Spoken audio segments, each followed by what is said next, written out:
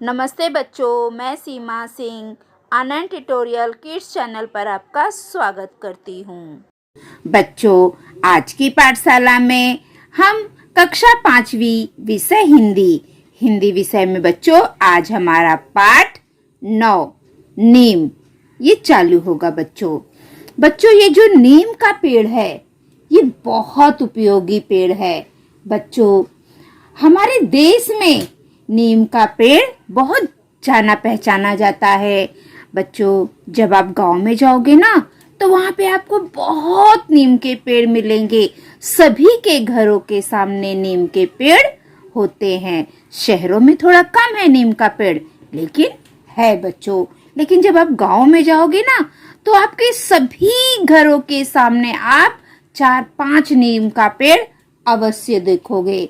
बच्चों, ये जो नीम का पेड़ है ना ये कई तरह से उपयोगी होता है। आज हम इस कविता के माध्यम से नीम का पेड़ हमारे लिए किस प्रकार उपयोगी है उसके बारे में जानकारी प्राप्त करेंगे। ठीक है बच्चों, तो चलो हम अपनी पाठशाला शुरू करते हैं। पाठ 9 नीम। सबसे पहले बच्चों मैं आपको ये कविता पढ़कर सुनाऊंगी, फिर उसके बाद हम इसके अर्थ देखेंगे। ना मैं डॉक्टर, ना मैं ओझा, ना मैं वैद्य हकीम।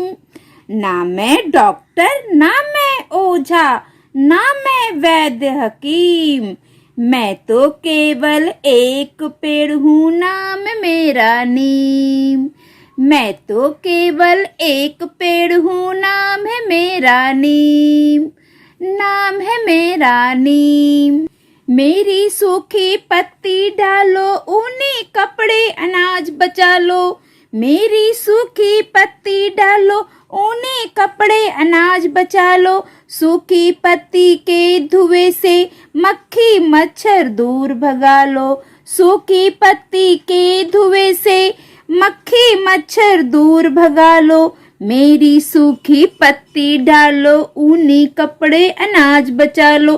सूखी पत्ती के धुएं से मक्खी मच्छर दूर भगा लो। घनी पत्तियों के कारण शीतल है मेरी छाया। घनी पत्तियों के कारण शीतल है मेरी छाया। गर्मी और थकान मिटी जो मेरे नीचे आया। गर्मी और थकान मिटी जो मेरे नीचे आया। घनी पत्तियों के कारण शीतल है मेरी छाया। गर्मी और थकान मिटी जो मेरे नीचे आया। नहीं काटना मुझको तुम, मैं इतने सुख दे देता। नहीं काटना मुझको तुम, मैं इतने सुख दे देता।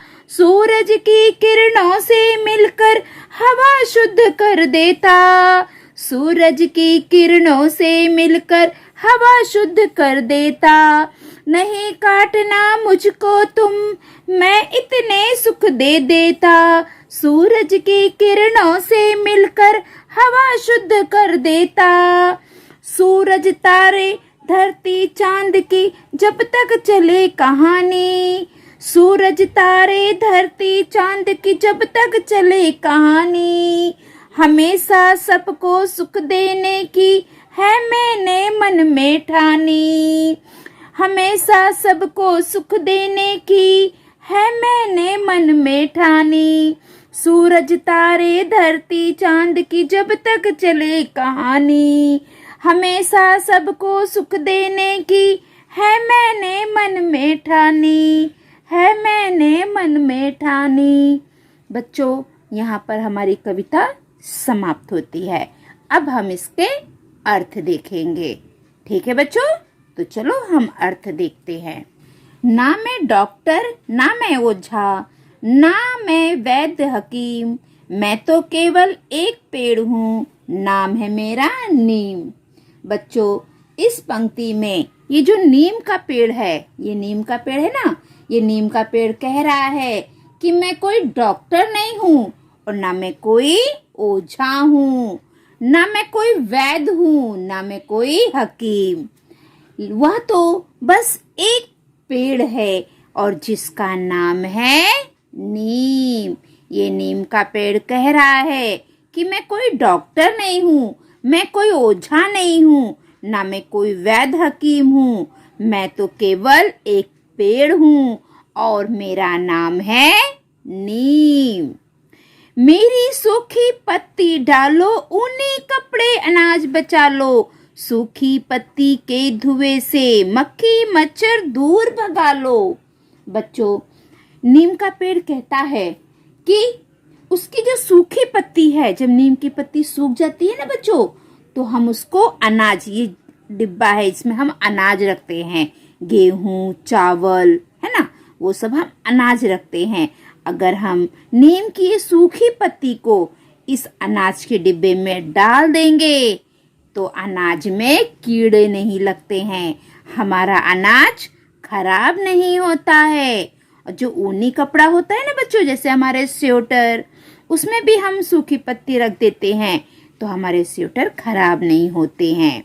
तो नीम कह रहा है कि अगर आप मेरी सूखी पत्तियों को अनाज के डिब्बों पे और कपड़ों पे रखोगे तो मैं उनकी रक्षा करूंगा, मैं उसे खराब नहीं होने दूंगा।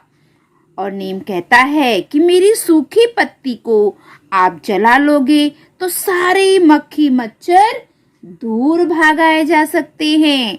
अगर बच्चों हम नीम की सूखी पत्ती जलाते हैं ना तो सारे मक्खी मच्छर दूर भाग जाते हैं। आगे देखते हैं बच्चों। घनी पत्तियों के कारण शीतल है मेरी छाया, गर्मी और थकान मिटी जो मेरे नीचे आया। नीम का पेड़ कह रहा है कि नीम का पेड़ बच्चों इतना घना होता है। नीम कह रहा है कि मेरा पेड़ इतना घना होता है कि उसकी ठंडक छाया में आप आराम कर सकते हो। आप ये चित्र देखिए बच्चों, ये व्यक्ति बहुत थका हारा है और नीम के वृक्ष के नीचे लेटकर आराम कर रहा है। दिखाई दे रहा है ना आपको? और जब हम नीम के वृक्ष के नीचे ये आराम कर रहा है, इसे थोड़ी देर के बाद इसकी पूरी थकावट खत्म हो जाती है। नीम के वृक्ष के नीचे बच्चों बहुत ठंडी ठंडी हवा आती है। जब हम लोग छोटे थे ना तो हम लोग अपनी नानी के यहाँ जाते थे। हमारी नानी के घर के सामने कम से कम 10-15 नीम के पेड़ है और वहाँ पे छोटी सी कुटी बनाई हुई है, उसमें बैठकर हम लोग खेलते थे जब हम छोटे थे बच्चों। लेकिन शहरों में ये सब बहुत कम होता है। आज भी अगर आप लोग गांव जाते होंगे जो बच्चे, उन्हें पता होगा कि हर घर के सामने नीम का पेड़ जरूर होगा। तो बच्चों, ये नीम का पेड़ कह रहा है कि मेरा पेड़ इतना घना होता है और मेरी जो छाया है ये बहुत ठंड होती है। जो भी व्यक्ति थक कर मेरे पेड़ के नीचे आराम करता है, मैं उसकी सारी थकावट दूर कर देता हूँ। अगली पंक्ति में क्या कह रहा है नीम का पेड़, चलो हम देखते हैं। नहीं काटना मुझको तुम, मैं इतने सुख देता। नहीं काटना मुझको तुम, मैं इतने सुख दे देता। सूरज की किरणों से मिलकर हवा शुद्ध कर देता। इस पंक्ति में नीम का पेड़ कह रहा है कि हे मानव, हे मनुष्य, आप मुझे मत काटो, मैं तुम्हें कितना सुख देता हूँ। आप मुझे मत काटो, मैं सूर्य की किरणों से मिलकर आप लोगों के हवा को शुद्ध कर देता हूँ। बच्चों, आजकल बहुत पेड़ों को काटा जा रहा है, तो ये नीम का पेड़ कह रहा है, ये व्यक्ति देखो नीम के पेड़ को काटने आया है। तो ये नीम का पेड़ कह रहा है कि हे मनुष्य, तुम मुझे मत काटो, हे मानव तुम मुझे मत काटो, मैं तुमको कितने सुख देता हूँ। आप लोग मुझे मत काटो, मैं सूरज की किरणों के साथ मिलकर आप लोगों को शुद्ध हवा देता हूँ। प्लीज आप लोग मुझे मत काटो। अगली पंक्ति। सूरज तारे धरती चांद की जब तक चले कहानी, हमेशा सबको सुख देने की है मैंने मन में ठानी। सूरज तारे धरती चांद की जब तक चले कहानी, हमेशा सबको सुख देने की है मैंने मन में ठानी। इस पंक्ति में ये जो नीम का पेड़ है ये कह रहा है कि जब तक संसार में इस दुनिया में सूरज तारे चांद ये सब रहेंगे, तब तक मैं आप लोगों को खुशी दूंगा। आप लोग मुझे मत काटो। मैं ये संकल्प करता हूँ, मैं ये प्रतिज्ञा करता हूँ कि इस दुनिया में, इस संसार में जब तक सूरज तारे चांद इस दुनिया में रहेंगे, तब तक मैं आप सब लोगों को हमेशा सुखी रखूंगा। ये संकल्प मैं करता हूँ। ठीक है बच्चों। तो बच्चों ये जो नीम का पेड़ होता है ये बहुत उपयोगी होता है। तो बच्चों यहाँ पर हमारी ये कविता समाप्त होती है। मैंने आपको कविता भी पढ़ के सुना दी, उसका अर्थ भी मैंने आप लोगों को बता दिया है। अब चलो सबसे पहले हम ये कर लेते हैं। कोष्टक में दिए वर्णों से रिक्त स्थान भरो। बच्चों यहाँ पे कुछ वर्ण दिए गए हैं। ये जो यहाँ पे है हमें इसका आंसर यहाँ से ढूंढकर लिखना है। तो पहला क्या है? ने। इसमें से क्या आएगा? ये आएगा बच्चों मैं, मैंने। तो पहले रिक्त स्थान में हम क्या लिखेंगे? मैं। कप, इधर लिखा है कप। अब इसमें से क्या आएगा? ढूंढो ढूंढो, देखो क्या आएगा। इसमें से आएगा ये डे आएगा, कपड़े। क्या आएगा? डे, कपड़े।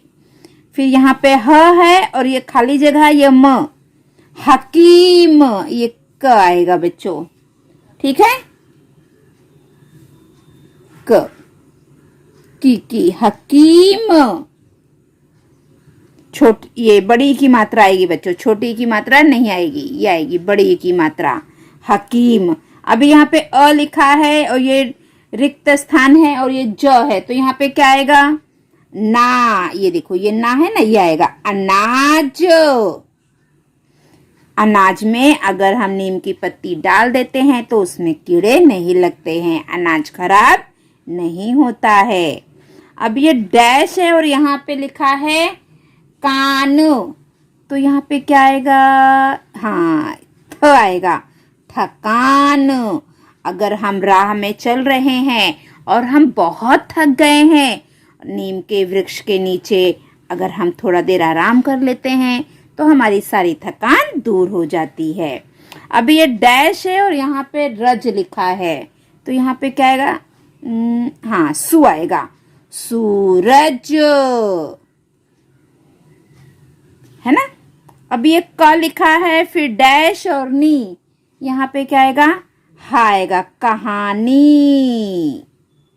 अभी यहाँ पे डैश है, फिर र है, फिर डैश है, तो यहाँ पे क्या आएगा? पहले में बच क्या गया है? हाँ, ये की बच गया है, की। और ये रो बच गया है, किरणों। तो बच्चों हमने ये रिक्त स्थान भी भर दिया है ना। अब हम इसके स्वाध्याय करते हैं। चलो बच्चों, तो चलो बच्चों हम स्वाध्याय करते हैं। स्वाध्याय का हमारा पहला प्रश्न है, कोष्टक में से उचित शब्द चुनकर रिक्त स्थानों की पूर्ति करो। बच्चों यहाँ कोष्टक में बहुत सारे शब्द दिए गए हैं। देखो, धुएं, किरणों, सुख, नीम, शीतल। इसमें से हमें उत्तर ढूंढकर लिखना है। तो चलो हम शुरू करते हैं। पहला, मैं तो केवल एक पेड़ हूँ, नाम है मेरा डैश। इस खाली जगह पे क्या आएगा बच्चों? इसका सही उत्तर है नीम। तो मैंने देखो नीम के नीचे लाइन खींच दिया है, तो आपको इस खाली जगह पे नीम लिखना है। और बच्चों इसका सही उत्तर देखो यहाँ नीचे भी लिखा है, मैंने निशान लगा दिया है। मैं तो केवल एक पेड़ हूँ, नाम है मेरा नीम। ठीक है। दूसरा बच्चों, घनी पत्तियों के कारण डैश है मेरी छाया।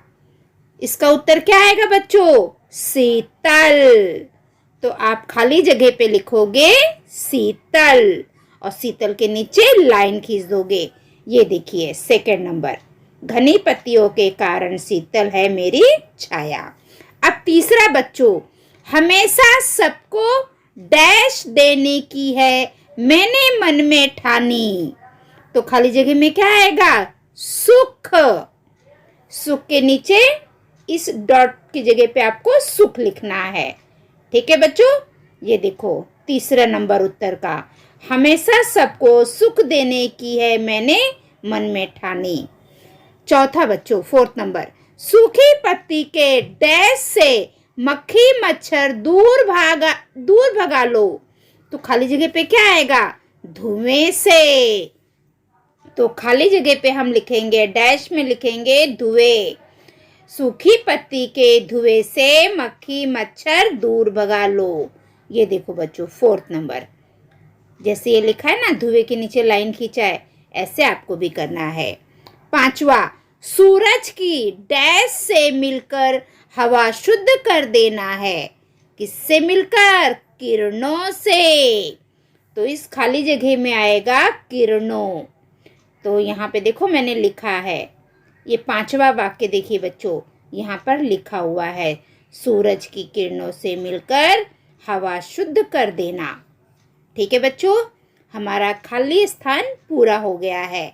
अब हम आगे देखते हैं। निम्नलिखित प्रश्नों के उत्तर एक एक वाक्य में लिखो।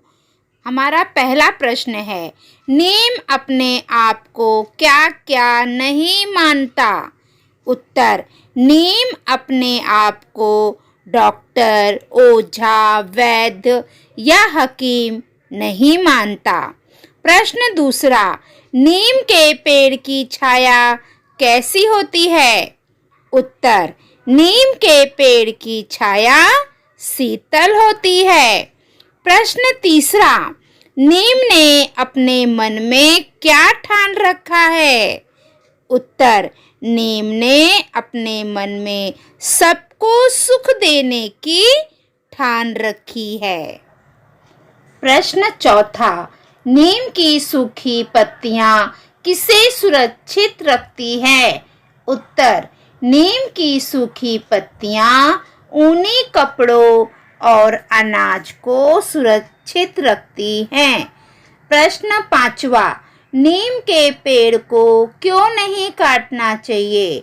उत्तर, नीम के पेड़ को नहीं काटना चाहिए क्योंकि वह हमें कई तरह से सुख देता है। छठा, नीम अपने आप को क्या मानता है?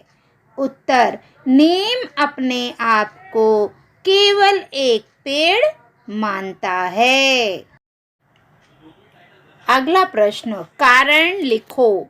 पहला, घर के आसपास नीम के पेड़ होने चाहिए क्योंकि?